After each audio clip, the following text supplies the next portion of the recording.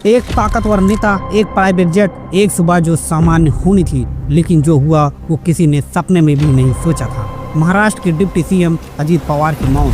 सुबह 8:45 पर यह हादसा हुआ। लेकिन हर बड़ी खबर के पीछे सिर्फ राजनीति नहीं होती। कुछ घर होते हैं, कुछ परिवार होते हैं और कुछ लोग होते हैं जो अपने लोगों का घर वापसी आने का इंतजार कर रहे होते हैं। वे मुंबई से बारामती के लिए जा रहे थे, रनवे पर उतरने की तैयारी कर रहे थे। पहली लैंडिंग सफल नहीं हुई, लेकिन अभी भी सब कुछ सामान्य लग रहा था। कुछ सेकंड बाद दूसरी कोशिश की।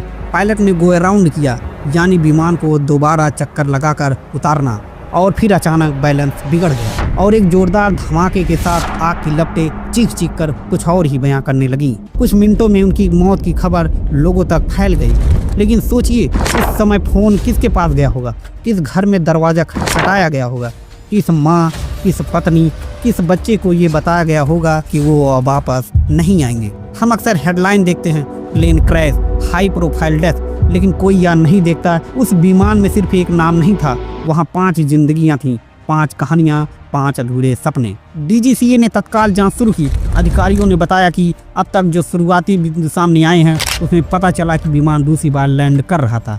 सरकारी रिकॉर्ड में अभी इस घटना को एक्सीडेंटल प्लेन क्रैश माना जा रहा है।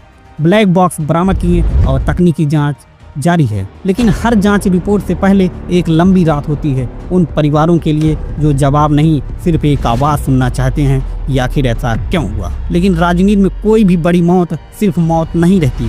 कुछ विपक्षी नेताओं ने सवाल उठाए, इतनी बड़ी शख्सियत और इतनी अचानक मौत। कुछ पुराने बयानों का हवाला दिया गया जहां कथित तौर पर संवेदनशील फाइलों का जिक्र बताया गया। यहीं से अटकलें शुरू हुई। क्या ये सिर्फ हादसा है या कुछ और? एक दावा वायरल हुआ कि विकिपीडिया पे मौत की जानकारी हादसे से पहले ही अपडेट हो चुकी थी। फैक्ट चेक में साफ हुआ ये दावा भ्रामक था। राजनीति में सवाल उठेंगे, बहस होगी, साजिश की बातें भी होंगी, लेकिन इंसानी तौर पर यह एक शून्य है। एक कुर्सी जो अब खाली रहेगी, एक कमरा जो अब चुप रहेगा। हम अक्सर पूछते हैं कैसे हुआ, क्यों हुआ, लेकिन शायद एक और सवाल भी है, क्या हमने कभी सोचा है कि हर बड़ी खबर के पीछे कितना निजी दर्द छिपा होता है? जांच अपना काम करेगी, सच सामने आएगा, तकनीकी कारण, मानवीय त्रुटि या जो भी कारण होंगे। लेकिन कुछ सच्चाइयाँ कभी रिपोर्ट में नहीं लिखी जाती, जैसे वो आखिरी कॉल, वो आखिरी मैसेज, वो अधूरी बातचीत। इसलिए शायद सबसे पहले हमें ये याद रखना चाहिए, हर हादसा सिर्फ एक राजनीतिक घटना नहीं होता, वह किसी के जीवन का अंत होता है। और जब तक सच सामने ना आए, आइए कम से कम इतना काम करें, अफवाहों से ज्यादा इंसानियत को जगह दें, क्योंकि धुएं के छटने के बाद ही सच्चाई बाहर आएगी। अगर आपको ये वीडियो पसंद आए तो इस चैनल को सब्सक्राइब कीजिए और लाइक कीजिए, क्योंकि आपके इस सपोर्ट से हमें एक मोटिवेशन मिलता है। जय हिंद।